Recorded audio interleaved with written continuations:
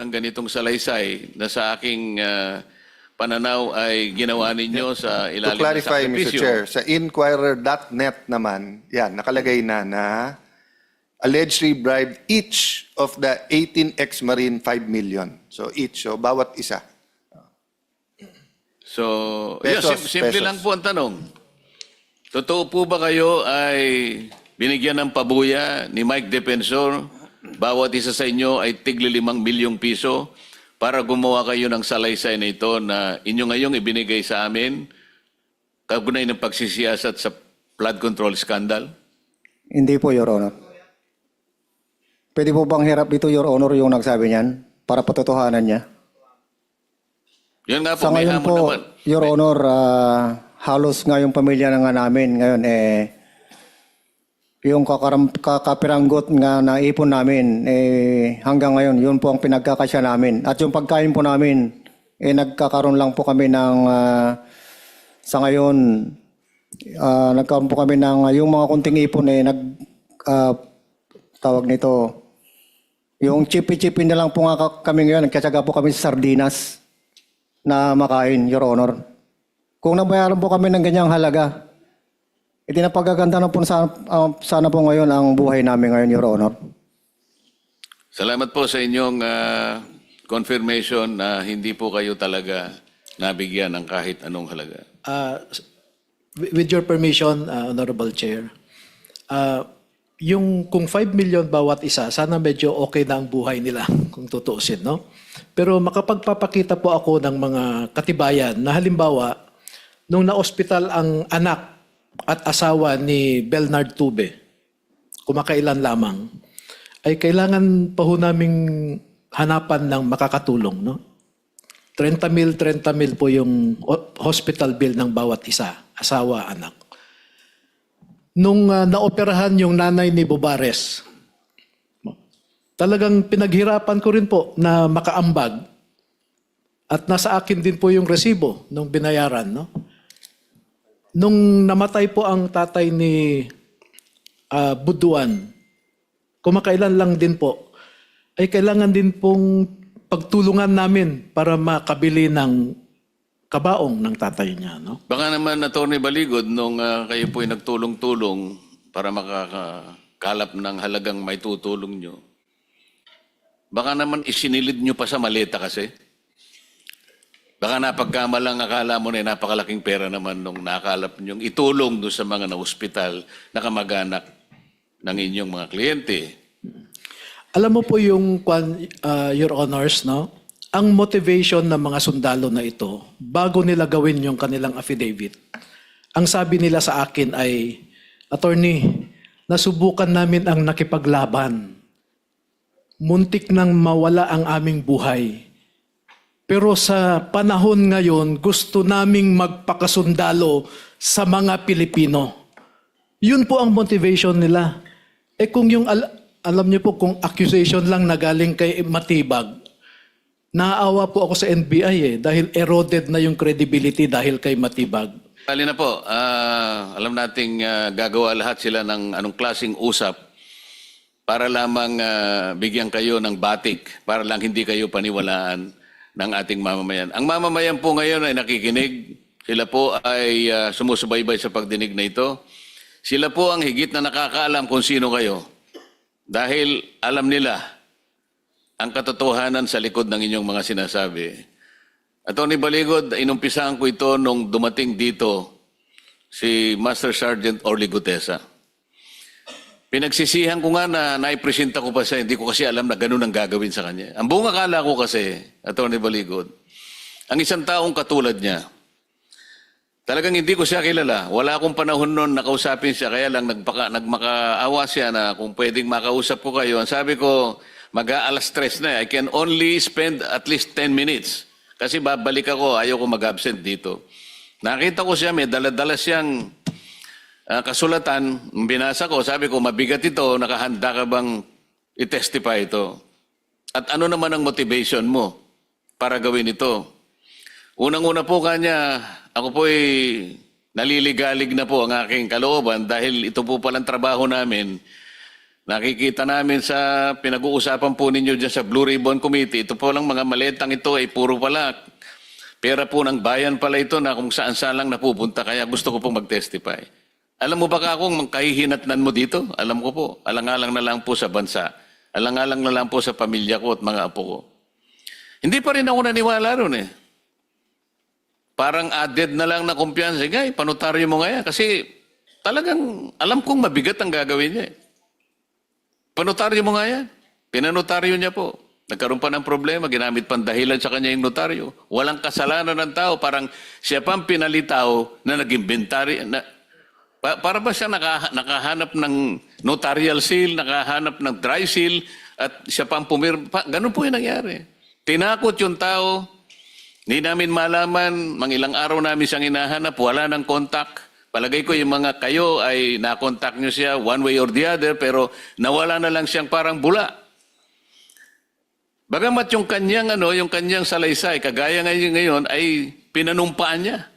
Pero kailangan pa siyang usigin sa notaryo na wala na pong kinalaman dahil sumumpa na po siya sa harap namin eh. With or without the notary, pwede na yun eh. Pero ginamit pa yun na pantakot sa kanya. Kaya kayo po'y tatakutin din eh. Kaya na sinabi ngayon, di pa tayo natatapos dito, kayo'y nabigyan na ng 5 million pesos each. Ganyan po ang gagawin. Sino pa po ang gustong magsaysay ng kanyang personal na kaalaman tungkol sa pagdi-deliver ng pera? Yes, Your Honor. Good morning. I am Cruz Sanidado. Bali, isa rin sa rason na bakit kami lumabas dahil sa patutunayan namin yung mga statement or affidavit ni Master Sergeant Orly Gutesa. Ito, sir, hindi ito sundalo kami, sir. Hindi kami nagpapatukso sa mga pera. Gusto namin trabaho sana. Trabaho na kung saan mabuhay namin, ang pamilya namin para sa aming sariling sikap. So, ang nangyari kay Tap Orly Gutesa, kasi ako ang laging kasama, which is, pag may mga lakad, ako yung driver niya. Partner kami ni Orly Gutesa. Nalulungkot ako bakit ganun ang ginawa. Bakit, kung sino pa yung testigo, sino pa yung nagsasabi ng totoo, yun, bakit ganun tayo, sir? Nasamantala, hindi nila nare-realize yung buhay ng mga kababayan nating mahihirap. Lagi na lang naririnig, puro korupsyon. So yun ang rason, sir, na kahit walang bayad, kahit willing kami magsakripisyo, mag-alay ng sarili namin para mabago tong kalakaran ng bansang Pilipinas, sir.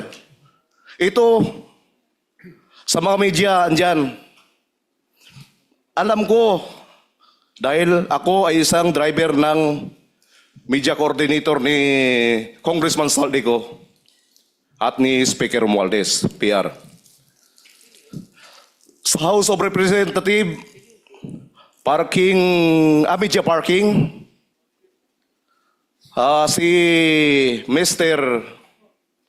Robin Manahan ay hinahatiran namin ng paper bag. Si Mr. Ryan Pakpako, PR ng HOR din, doon din mismo sa media parking.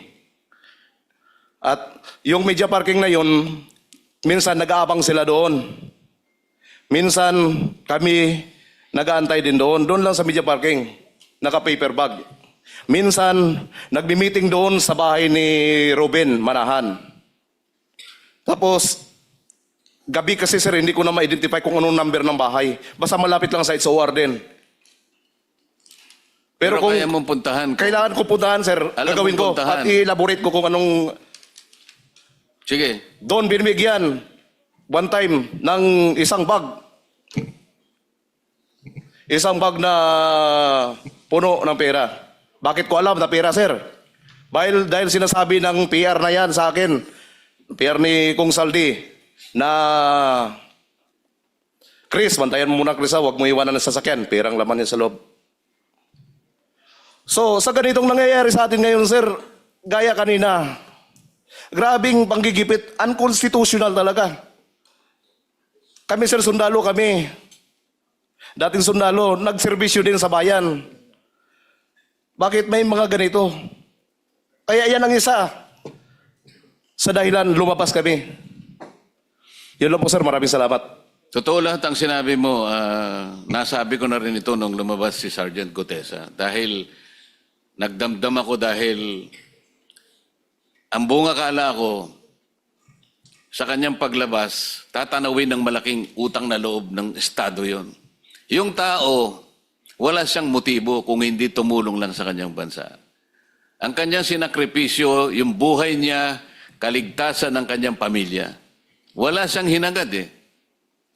Meron pa nga nagsabi rin eh. Gawa-gawa ko na naman daw yun at binigyan ko raw siya ng pera. Isip-isipin ninyo. Lahat gagawin nila. Lahat ng pagbibintang gagawin nila. Ang punot dulo lang. Huwag matuloy ang pagtukoy natin ng katotohanan at matukoy natin kung sino-sino talaga ang mga ito. Ayan po. Sa kanyang paglalahad, dalawa po ang kanyang in-identify na miyembro ng media. Isipin po ninyo, akala ko nga sasabihin nyo, nakakaingit. Nakakaingit talaga. Kayo, dahil kayo nagsisikat na buhay ng pamilya ninyo sa marangal at malinis na paraan. Pero sila, mali-malit ang tinatanggap nila. Napakasarap ng buhay nila. Maglalahad lang sila ng impormasyon sa bayan. Pero yung hindi totoo, dahil i-cover nila yung totoo. Hindi sila gumagawa ng mabuti para sa lipunan. Pero sila ang nagkakamal ng mali-malitang pera. Ito'y nakakalungkot eh. Sino pa po yung gusto magsalita? Your Sir, may Honor. dagdag ba ako, sir? Ako, sir, kung meron akong 5 million na hinawakan ngayon, siguro, hindi nyo na ako makikita din dito siguro, sir. Bakit pa ako maglalahad? Kahapon nga, tumawag yung nanay ko sa akin, nasa hospital. Sabi ko, nakakahiya naman humingi ng tulong kay attorney. Nakakahiya naman kasi parang critical na sitwasyon namin. Ngayon, ma'am and sir, Your Honor, nagugutom kami. Ang pamilya namin ngayon gutom. Bakit? Dahil sa ginawa namin. Totoo. Kasi itong ginawa namin, hindi ito pang sarili. Para sa bayan ito. Kaya huwag niyong sabihin na tumanggap kami ng 5 milyon. Pagpalit yung dignidad namin bilang isang dating sundalo. Yun lang po, sir. Maraming salamat.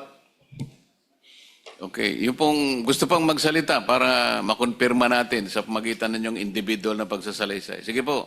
Your Honor. Your Honor, Idagdag ko lang. Yung delivery na ginawa ni Tap Orly Gutesa, kami po yung unang nagkasama doon sa 42 McKinley Road. Panggit niya, naalala ko, yun ang pinakamalaki, pinakamaraming maletang nakita niya sa pagde-deliver ninyo.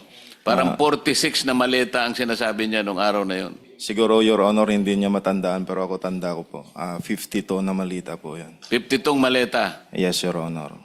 Kami po yung magkasama noon kasi parehas po kaming na same date po kami na hired. Then, yung picture po sa affidavit po, ako po ang kumuha niyan. Yung nakuha po, yung muka ni Tap Orly po. Yun lang po, Your Honor. Thank you.